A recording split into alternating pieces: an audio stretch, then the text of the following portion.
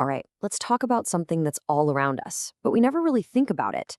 We tend to see engineering as this epic quest for perfection, right? Building things that are flawless. Well, today, we're going to flip that idea on its head. We're diving into a system that's not about achieving perfection, but about brilliantly managing the fact that in the real world, nothing is ever perfect. I mean, just think about it. Your car, your phone, any complex machine. It's made of thousands, sometimes millions of individual parts. How is it possible that a replacement part, made in a totally different factory, maybe years later, just slots in perfectly? How do they pull off this incredible magic trick of interchangeability on a global scale? Well, here's the secret, and it's a big one. They don't. They don't fit together perfectly. The real magic of modern manufacturing isn't about making every single part identical down to the last atom. No way. It's about something way, way smarter. It's about controlling the variation. So let's just bust this myth wide open right now. It is physically, and maybe more importantly, economically impossible to make two parts exactly the same. You just can't. Every machine has tiny vibrations, materials have slight inconsistencies, even the person running the machine can cause tiny differences. Chasing that last micron of perfection would cost an absolute fortune. Okay, so if perfect is off the table, then what? How do we get things to work at all?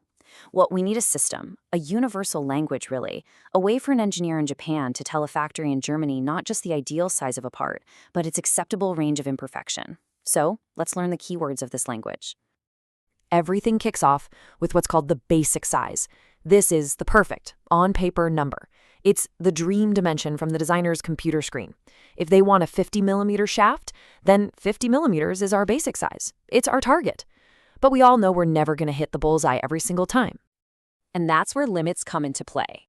Instead of a single bullseye, we draw a target ring around it. We define a maximum limit, the absolute biggest it can be, and a minimum limit, the absolute smallest. As long as the real-world part lands anywhere inside that ring, it's good to go. So how do we describe where that target ring is relative to our perfect bullseye? We use something called deviation. It's just the distance from the basic size to our limits. The difference to the maximum limit is the upper deviation, and the difference to the minimum is the lower deviation. It's just a precise way to place our boundaries. And the total width of that target ring, the wiggle room the manufacturer has to work with, well, that's the most important word of all, tolerance. It's the total amount of variation we're willing to accept. If our shaft can be anywhere between 50.02 and 50.00 millimeters, our tolerance is just 0.02 millimeters. It's the manufacturer's entire play area. And of course, this is all just simple math. You can find the tolerance by subtracting the lower limit from the upper limit, or by subtracting the lower deviation from the upper deviation. Either way, you get the same number. And here's the key. It's always positive because it represents a total range of acceptable sizes. Okay, we've got the vocabulary down. Now for the fun part. How do we actually make things fit together? When you put a shaft into a hole, the relationship between their two separate tolerance zones, their two play areas, creates one of three basic types of fit. First up, the one that's probably the most obvious, a clearance fit. This is when the hole's entire tolerance zone is always, no matter what, above the shaft's tolerance zone. This guarantees that even the smallest possible hole is still bigger than the biggest possible shaft. The result? You always have a gap. The parts can slide and rotate freely. Next, things get a little, well, transitional. This is a transition fit. Here, the tolerance zones for the hole and the shaft actually overlap. What does that mean?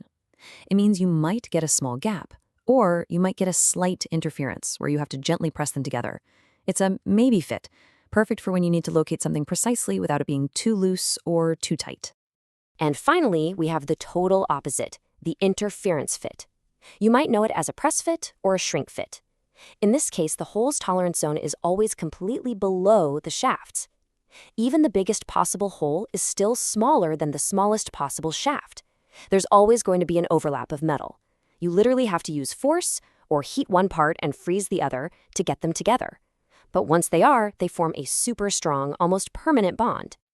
So, you've got these three types of fits, but man, you could combine them in a million different ways. That would be chaos for manufacturing, right? To bring some order to it all, engineers came up with two standardized systems to keep things predictable and, most importantly, cheap. This is the key question. If every single engineer just picked random tolerances for their parts, every factory would need an infinite number of custom tools and gauges. It would be a complete nightmare. So, how do you standardize it? Simple. Instead of letting everything vary, you fix one part as your baseline and then change the other part to match. By creating a standard reference point, you slash the number of variables and you slash the number of expensive tools you need. This leads us to the two main systems. They're called the whole basis system and the shaft basis system. Now, the whole basis system is by far the most popular. Here, you keep the hole size constant.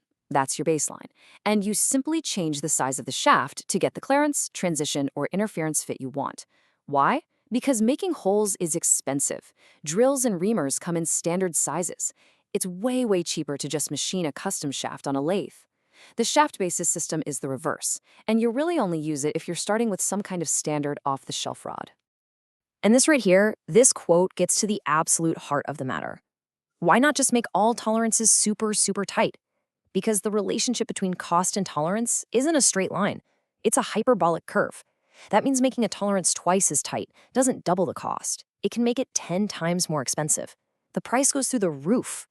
This whole system exists to find the cheapest way to get the job done, not to chase some impossible idea of perfection. Okay, enough with the theory.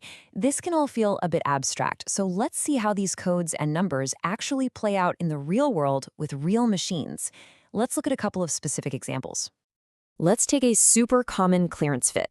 It has a code H9/D9. Now that might look like gibberish, but to an engineer, it's a complete sentence.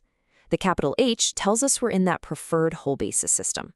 The D9 is a code that specifies a particular type of shaft tolerance that guarantees a pretty generous gap. So where would you use something like this? Well, anywhere you need some breathing room. Think about parts that get really hot and expand, or things that spin at super high speeds, or are under heavy pressure. This free running fit makes sure that even when things get tough, the parts have enough space to move and they won't seize up. Now, let's jump to the other end of the spectrum with an interference fit called a force fit. The code is H7/U6. Again, that H tells us it's whole basis. But the U6 code, that specifies a shaft that is guaranteed to be way bigger than the hole, a lot bigger. You use this when you want things to stay put. I mean, really stay put, permanently. This is how you press a gear onto a motor shaft so it never slips. It's for parts that are under incredible stress, or for shrink-fit assemblies that need to act like one solid piece of metal. These things are not designed to ever come apart again. So the next time you look at a car engine, or even just a doorknob, what will you see? Will you see a simple collection of parts, or will you see this invisible, beautifully designed system, this elegant language of controlled imperfection that quite literally makes our entire modern world work?